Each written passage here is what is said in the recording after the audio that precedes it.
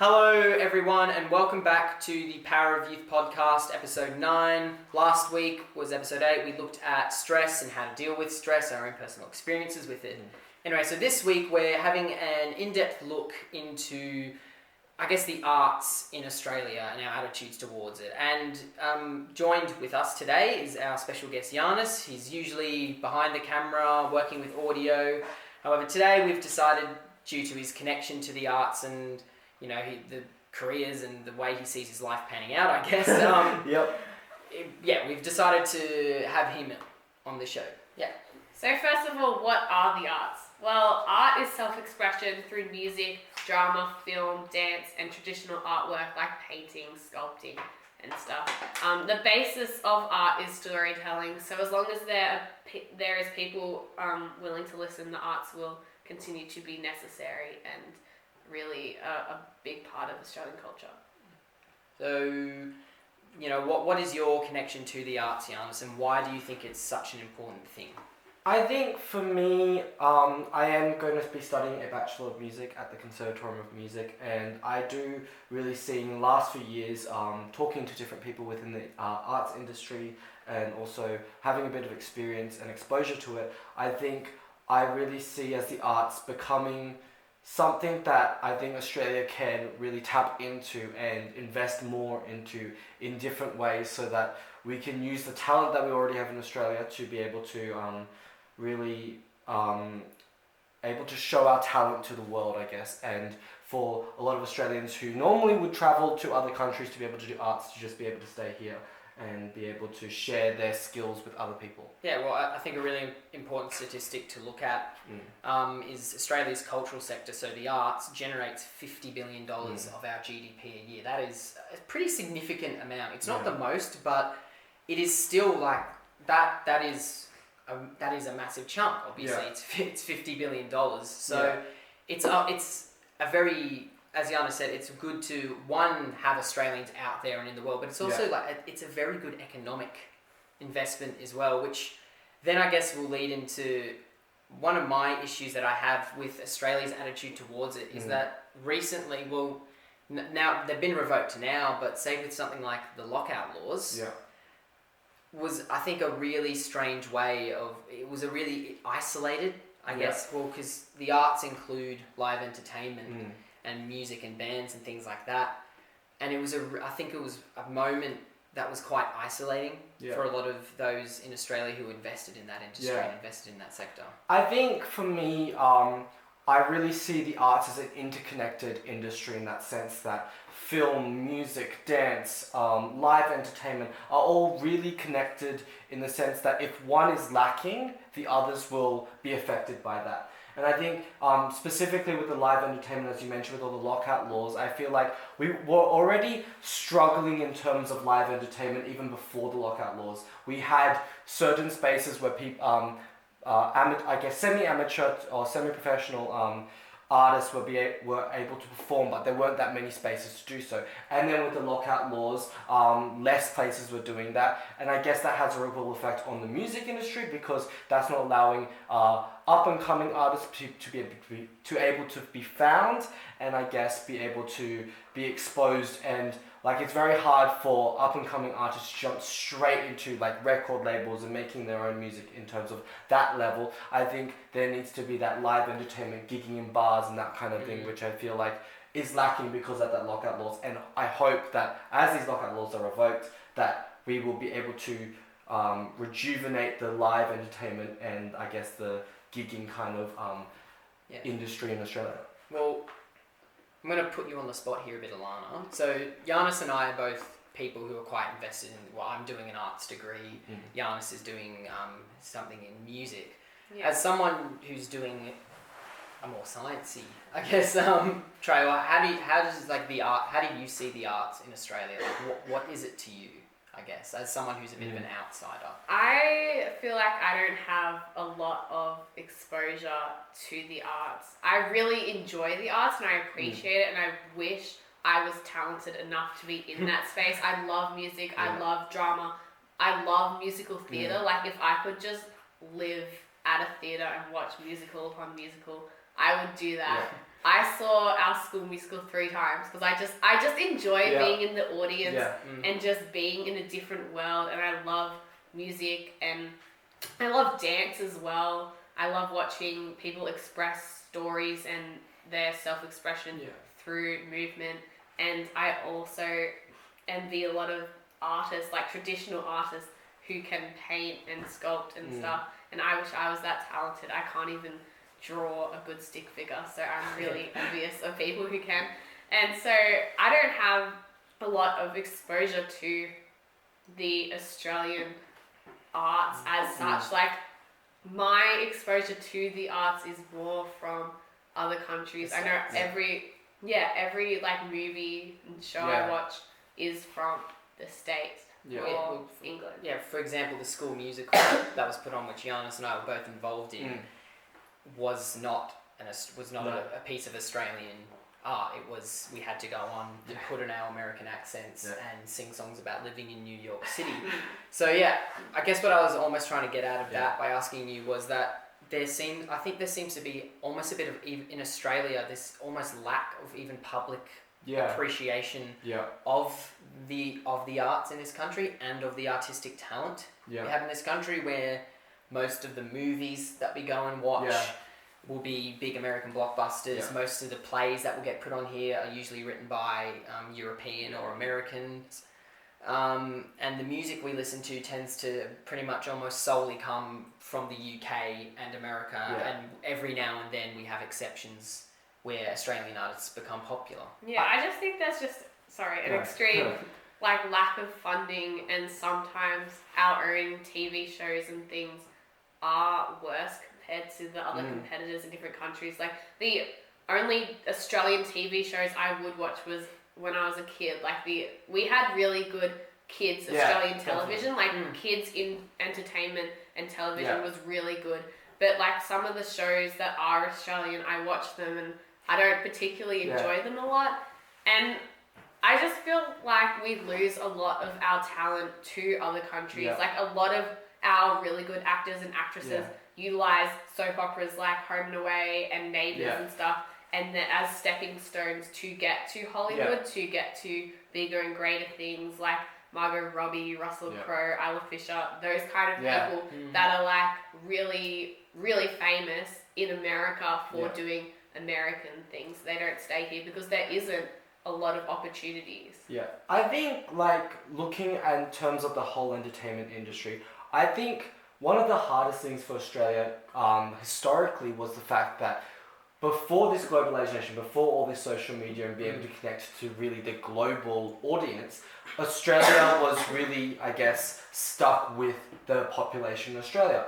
Our population in Australia is not that big in terms of being able to consume art and consume music, film, dance, all that kind of stuff. So I think, I feel like we're slightly stuck in that circle of like, because we didn't have that global audience, which now we have with all the social media, with YouTube, with being able to show TV shows around the world. Like, Home and Away and Neighbours are super popular in the UK, but we have to, I think, figure out how to really tap into that global industry and be able to, and that global population, so that we're able to keep our artists in Australia. I think because there isn't the infrastructure in Australia to keep them here, because we're still stuck in that circle of that we don't have as much Australian we didn't have a big population to consume the amount of art we were producing.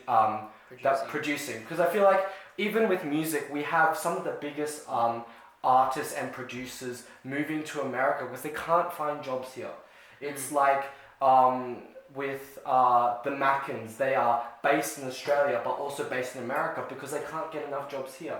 And so it's that thing of like, we are losing the best artists to Australia, therefore we can't actually build our own industry because our best artists are already moving away.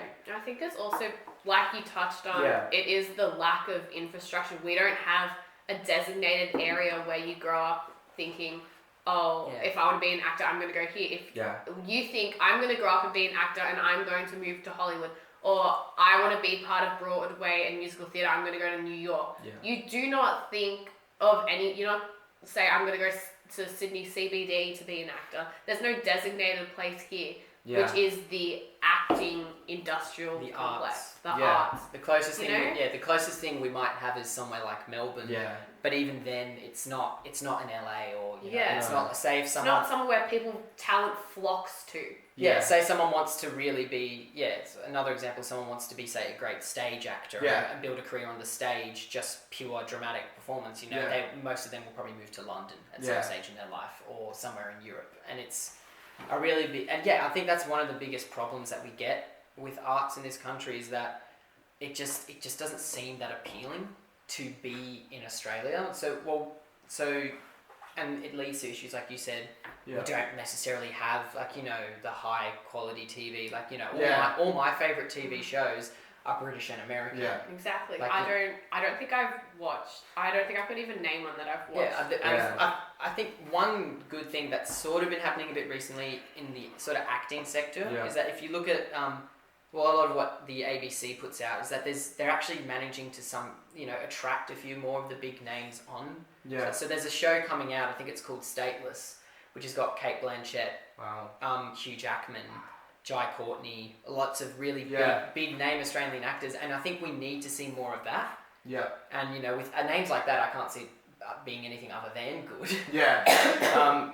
But there needs to, even in the music industry, one of our Australia's highest selling artists right now, Tame Impala, records all his music in LA. Yeah. He's moved to America. He uses American he uses the American music industry to produce his music. And whilst we might celebrate him as a great Australian artist, he's an Australian artist purely in the sense that he was born here. He does all his operations in America. That's with every other famous actor that moves to LA or New York and lives there. They're born Aussie, but they're not in anything Aussie. I think one of the interesting things that I found out recently was the fact that Australia does actually put, the government does put a decent amount of funding into these, the arts industry. However, they don't put clauses like a lot of other countries to do either pre or post production in terms of film or getting your producing in terms of mixing and mastering to be done here. So they give the subsidies for these big major films like Thor got made in Queensland, but they don't have any requirements for pre or post production to get made to be done here. So they basically film here and then they ship everything back to America. But that's the hardest thing of you need to put that the clause in for pre and post to be done here, because if you only invest into the film industry in terms of just the filming, how are we then supposed to create independent films and be able to build this Australian film industry without the right infrastructure for pre and post? Because if your film is getting a lot of push and a lot of investment, but our pre and post aren't, then our actual film cinematographers and all of those will then move to America because there aren't that many projects happening because you haven't invested in pre or post production. And with the pre-production as well, I dare say your average movie that's filmed here, all the set pieces, bar ones that need to be constructed on site, will probably be made elsewhere. Yeah. And I think I look at other countries, in the Scandinavian region, they have a really thriving local entertainment and arts industry. There's some amazing bands up there. There's some really great TV shows,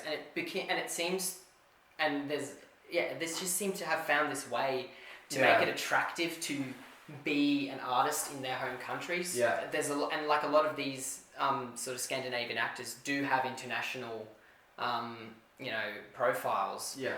And do go into big films elsewhere in the world, but then they also seem to always, no matter. Say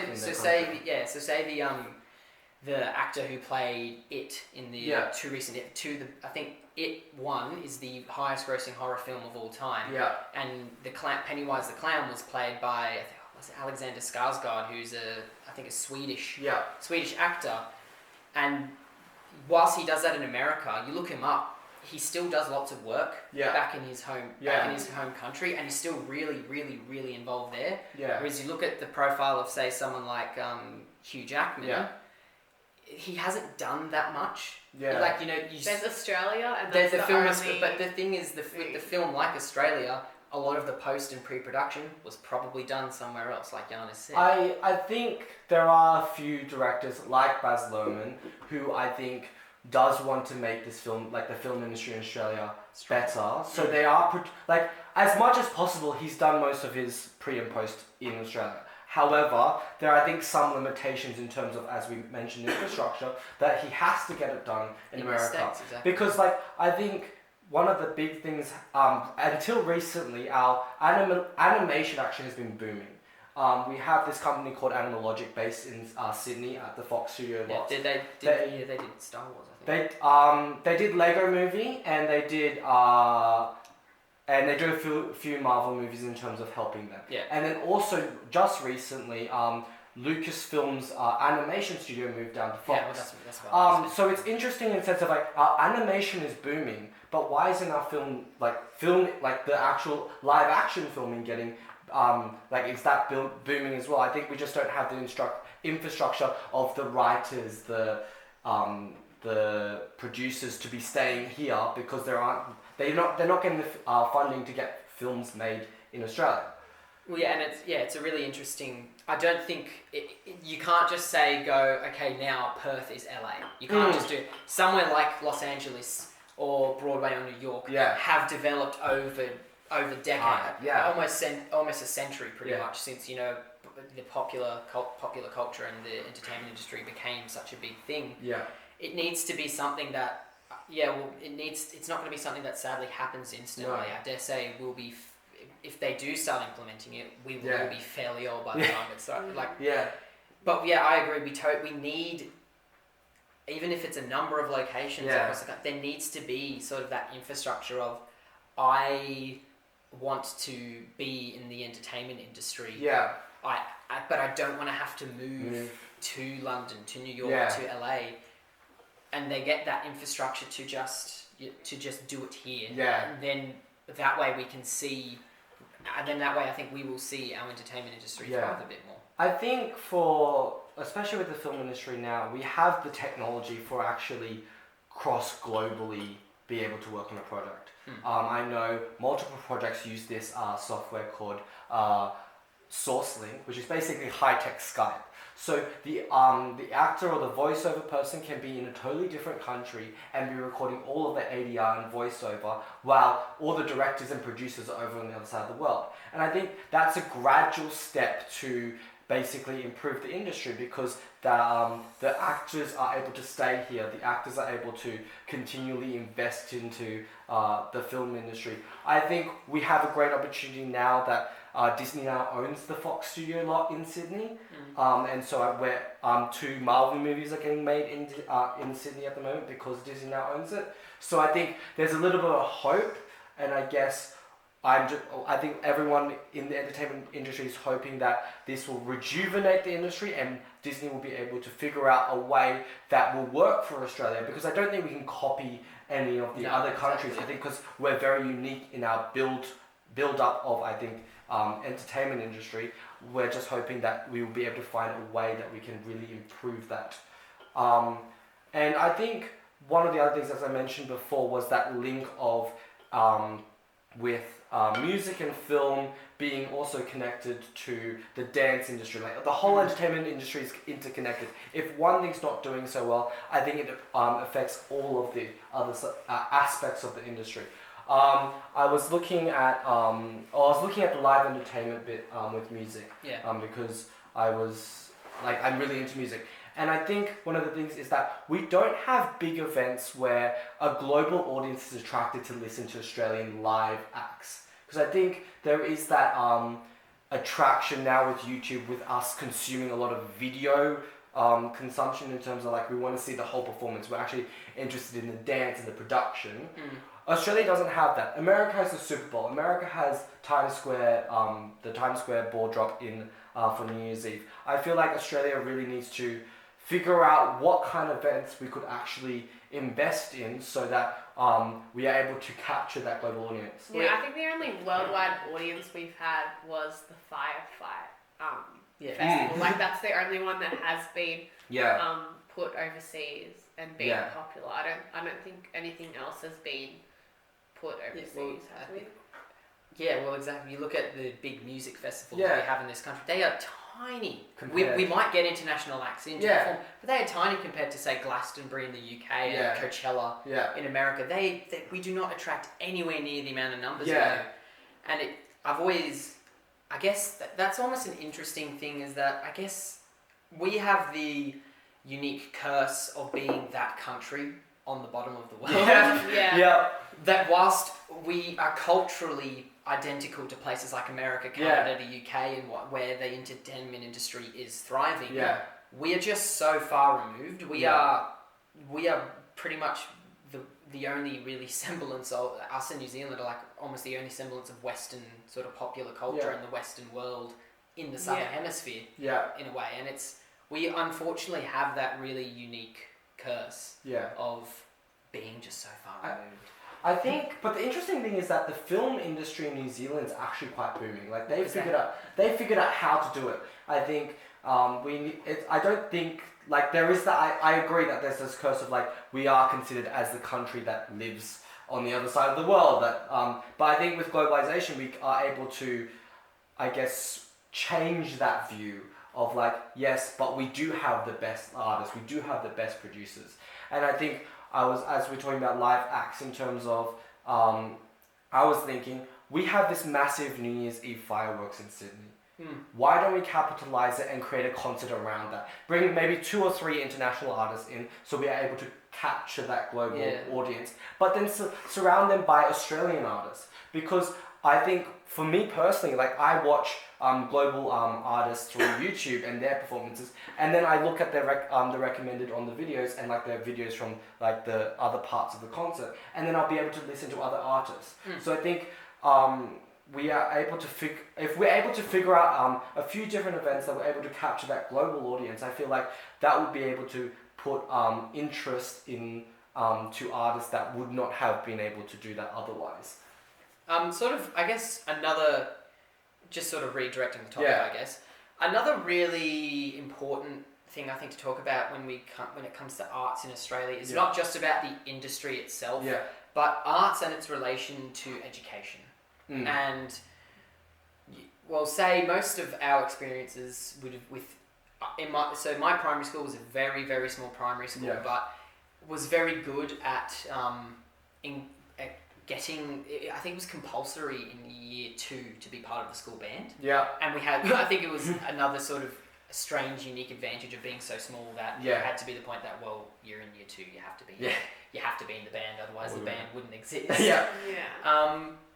But beyond that, I don't remember getting much exposure to the arts at school. And then, you go to year, say, year 7, 8, are the only 2 years in high school where music, not even drama. I don't think drama. No, music, drama, and visual arts is compulsory. But then it is. But then I've always felt like they do it in such a dull way. Yeah, it's like it's not captivating your. It's just students. I know I love music, but I hated music as a subject. I didn't understand it at all, and I was just sitting there hating it. It was horrible. But the thing is, I find it strange that there's been so many studies and so much done around the benefits of having music in your education. I looked up, I'm pretty sure it's being able to play, say, just an instrument competently. You don't even need to play it well. It increases your memory. It gives you better memory skills. It can help the brain recover. It's an excellent form of therapy, an excellent form of psychological recovery as well. I think. My mum's a music therapist, so like music is used as a way of rehab for disabled kids, be able to talk and be able to do hand-eye coordination. So music, I think, not just listening to music, but music has that healing effect. But I agree with you in that sense of like, I don't think we have the education, or I think the cultural viewpoint in terms of music, in terms of, I think, as someone who's going to study music, there is that cultural view that because the industry in Australia is so bad, you won't be able to do it as a job. So I feel like a lot of kids are just giving up early, even though they have the potential, because it's like their parents or other people around them are saying, oh, don't do that because you won't have a job, you won't be able to live doing this. So you maybe should just stop anyways and just do like medicine or law. And I think that's gradually changing, but I think that's still there. Yeah, I just think from my perspective as someone who isn't involved in the music industry whatsoever, I found that music as a subject in year 7 and 8 was more geared towards people who were going to study it in the future. Like, I would be totally okay, like I would have enjoyed it way more if the whole music syllabus for year 7 and 8 was learning to play an instrument, where you learned to play the keyboard and the guitar, but there was a lot of focus on the ins and outs of tempo and rhythm and stuff. Like, I will not use that ever again. But if I learned how to play the piano, I could use that in the rest of my life. If I learned how to be competent on an instrument, that would be useful to me. But I just felt like knowing the ins and outs of how music is composed, I wasn't going into that, so I didn't need to know that. But like, so you just tuned out. It's good for other people, but I would have rather focused my time on learning the keyboard or the guitar. Yeah, I think another thing is that so much of what we do in school with music is just this really basic, okay, you're going to learn all the theory stuff and you're going to learn how to play an instrument very poorly. I think there would be, say, an excellent benefit of even if it's just simply getting people more connected with arts and culture in this country, to maybe have a HSC subject or an elective subject that is something like music appreciation or music. Like, instead of actually going in and learning the instrument, because that can seem like a bit of, as beneficial as it is, not everyone really wants to do that. It's not for everyone. But even something that goes, well, how about we look at the history of music, or look at certain movements, and whilst we did the tiniest little bit of that, and I think that I didn't do music in year 12 from HSC, but I think some of that kind of comes in. So I think because music's such a big, I guess, subject, there are so many things that you're able to study. I think it's hard, I guess, for the syllabus to capture all that and capture everyone's interest. I think in year 11, 12, if you did music 1, there was a lot more flexibility in terms of studying your history, studying your different movements and that kind of thing. For music 2, it was a little bit more on the classical side, which I did. And so I think the interesting thing that you mentioned about like doing music appreciation and learning instruments, I think also an interesting thing with school is that it's the music teachers, the infrastructure for that to happen is not there. There are not enough music teachers. There are not enough music tutors to teach this instruments. A lot of the schools can't afford the instruments that are required to learn those instruments. So it's very hard for the syllabus to then therefore say that this is compulsory, like you have to be able to teach them keyboard in year 7 and 8, because not every school has the funding to have keyboards. And I guess the education department are more and more putting investment into music, because they see all these research in terms of it being helping your study, be able to help like your brain develop and that kind of thing. But I think it's such a slow process, because a lot of musicians sadly don't want to teach. I think that well, that comes down to the fact that teaching needs to be made more appealing. I think in a sense the fact that we like with teaching, I think it's like there's not enough I guess going to the salaries of teaching, and I guess for music teaching it's very rigid in terms of what you're actually able to teach. Exactly. And I think a lot of up and coming teachers are really into the music technology and everything like that. And our school is now offering a music technology elective, but that's not part of the syllabus. So not every school's going to offer that. So I think it's trying to figure out how do we shape the syllabus so that every school is able to have the same opportunities, but it to become a bit more appealing for students to be able to be interested in music, not just to become a musician, but I guess appreciate their music. And I think that's, for say the school we went to, that wasn't so much of an issue, but say because we went to a nice little private school, but say with public schools, that they are reliant on what the government gives them, and they are at the mercy of funding, which is unfortunate for something like the arts. I remember I watched, it was a sort of a documentary series over a number of weeks. It was where I totally forget what it's called, but Guy Sebastian sort of hosting it. And it was this experiment, I guess, where they went into a fairly disadvantaged school in Western Australia, and that had pretty much no music faculty Yeah. and whatnot to really, Yeah. and it was a primary school, and they overhauled the music teaching there. Yeah.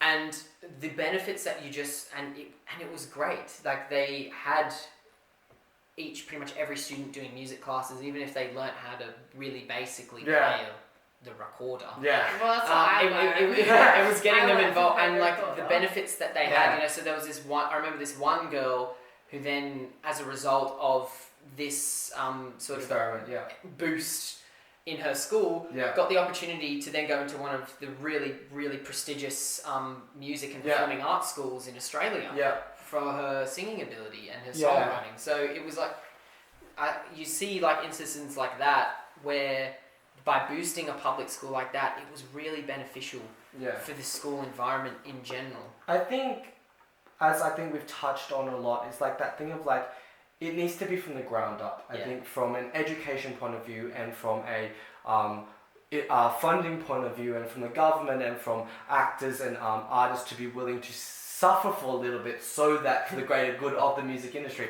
It sounds harsh, but like I think some artists, and no, it's not against them, but like in a sense, they're like, I'm not necessarily going to persevere in terms of maybe not having income for the first 3, 5 years, 10 years, so that I'm able to improve the whole industry. I don't think that every artist has that in them necessarily. I think some artists just want to make music and be able to show music to the rest of the world, which is absolutely okay. But I think it needs to be from the ground up. And I think one of the big, just slightly on a different angle in terms of like reality TV shows in terms of music. You have X Factor, The Voice, Australian Idol, based on American Idol. I personally don't think that was actually helpful for the industry. No. We didn't have enough people to consume the amount of music we were putting out because there were already artists that were already falling behind. But now with all these reality TV shows promising the contestants, you can have like you become a global superstar. You're going to be selling millions of copies of your albums and that kind of thing. And so then, and it's not just, you're not putting the top person from your reality TV show in the industry. It's basically your top 24 or 12 will then try to get into the industry. And then it just overpopulates so much that we now have so many Australian artists who all can't afford to be living on the music wage, if that makes sense, or the money that they're earning. But they have been said that they can become global artists. And a statistic that came out about last year's The Voice, 2019. The winner only sold 788 copies of a single, which is very, very small. And people are like, well, maybe because people don't like her music. I would say, personally, she was a great singer, but I think that the reality show doesn't necessarily focus on the actual, how to actually survive in the music industry. It's a competition, and I think they also focus on the judges a lot more, like the superstars, than the actual contestants. I think it's how the TV shows are produced in that sense that it's not actually building the artists up to become global artists. I think it's just so that they're able to create great TV, and I think some of them are trying to create more drama in the sense of like, I think X Factor in the last few years were really capitalizing on the drama part with the judges fighting and like contestants scared of the judges, and less on the actual music. Yeah. So I just remember from The Voice, watching the pre-recorded interviews before people went on. Yeah. Everyone's dad had died from cancer. Everyone Yeah. had a family member died or they were sick.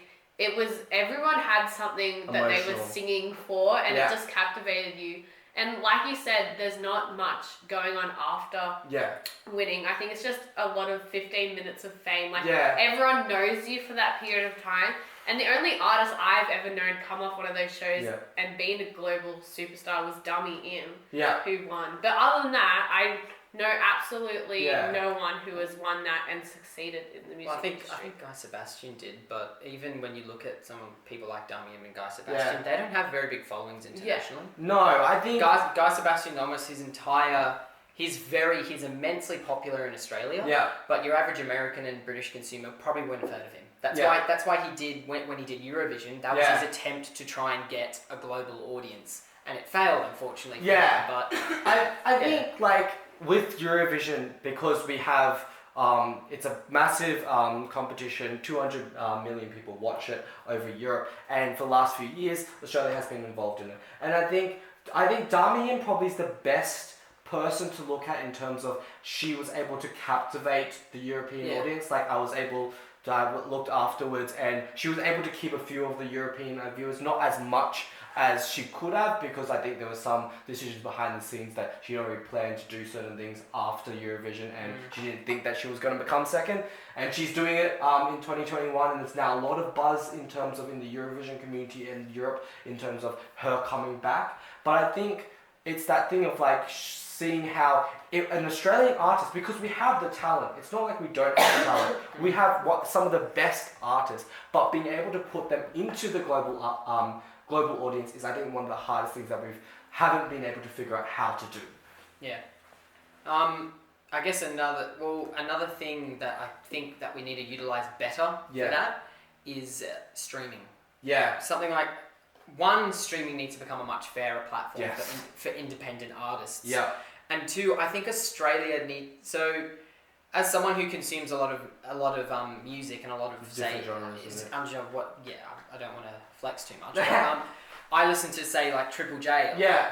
And I've always noticed that Triple J, so say in other countries like America, America has a great what they call college radio culture, and that's how a lot of smaller independent artists get their breakthrough, is through college radio. The problem is with Australia, we have Triple J and only Triple J, and a lot of Australian artists are trying to break through in Triple J, and it's congested. Like I think it's a very congested system, and I think I don't enjoy Triple J as much these days because I'm just getting a lot of really dull, recycled, same old music, and I feel bad about it because a lot of it's from independent Australian artists. So I think there needs to be a bit of an attitude change of, well, now, okay, so say this, the only one avenue that seems to have ever existed before through Triple J is not benefiting me.